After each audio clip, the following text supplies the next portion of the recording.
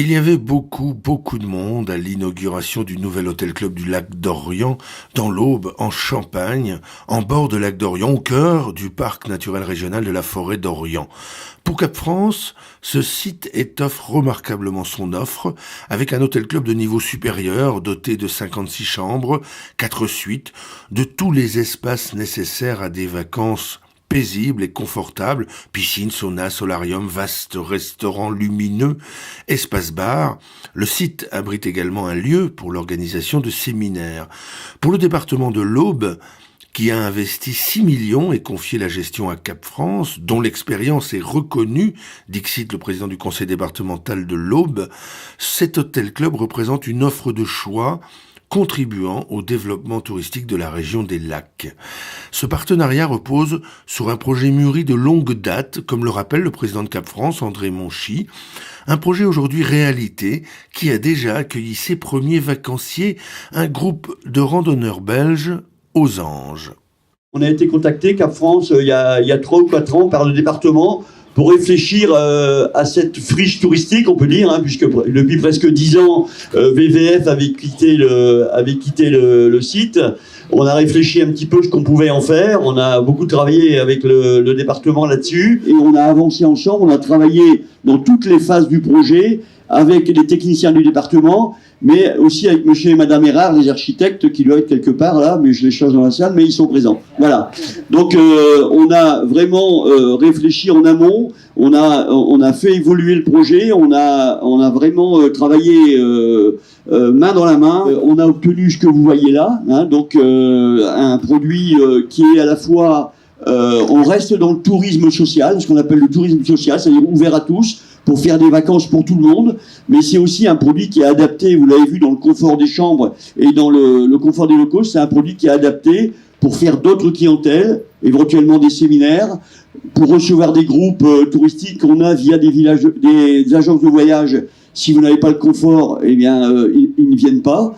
On a la piscine couverte qui est un produit pas seulement pour les familles en été, c'est aussi pour les familles en été, mais c'est aussi lorsque vous accueillez un groupe de randonneurs comme on a depuis hier soir, nous avons un groupe de randonneurs qui est là, où c'est plutôt ce qu'on appelle des CSP+, c'est-à-dire des clientèles un peu plus élevées sociologiquement plutôt, et qui au retour de la randonnée le soir veulent aller faire une piscine, aller faire un sauna, aller faire un peu de jacuzzi. Donc c'est un produit qui est vraiment adapté à toutes les populations. Je rappelle au passage que la commune vient d'obtenir son renouvellement il y a quelques jours de commune touristique pour une durée de 5 ans. Grâce à notre tempérance en matière d'urbanisme, notre village a conservé tout son charme au milieu d'un écran de verdure et attire l'attention pour le mérite de s'y arrêter.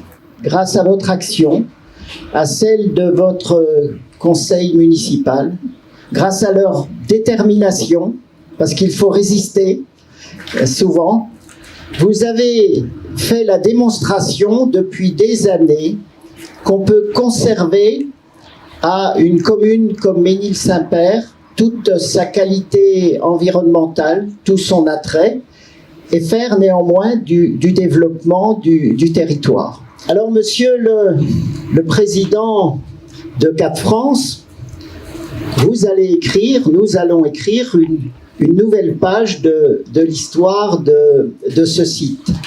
Vous l'avez rappelé, c'était à l'origine un village pour les familles, pour les groupes, qui permettait d'accueillir des gens de tous horizons, de tous moyens. Et c'est, je crois, ce qui a motivé Philippe Adneau, mon prédécesseur, quand il a pris cette décision, c'était de garder ce sens de l'accueil de vacances pour tous par rapport à ce territoire. C'était pas la solution de la facilité. La facilité, je vais vous dire, ça aurait été très simplement de vendre par morceaux la friche qui existait.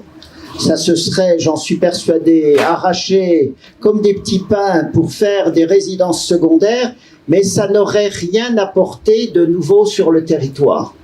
Et donc le choix qui a été fait, c'est que la collectivité soit dans son rôle effectivement d'acteur de ce territoire et qu'elle permette d'en poursuivre le développement. Et aujourd'hui, cette découverte nous confirme, mais je crois que ça n'était pas la peine, que cette option était la bonne.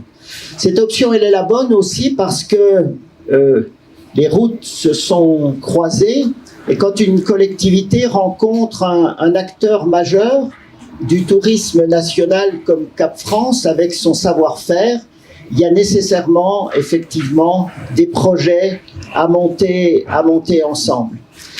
Et donc, je le disais, nous n'avons pas dans nos collectivités les savoir-faire qui sont ceux de gérer un équipement comme celui-ci.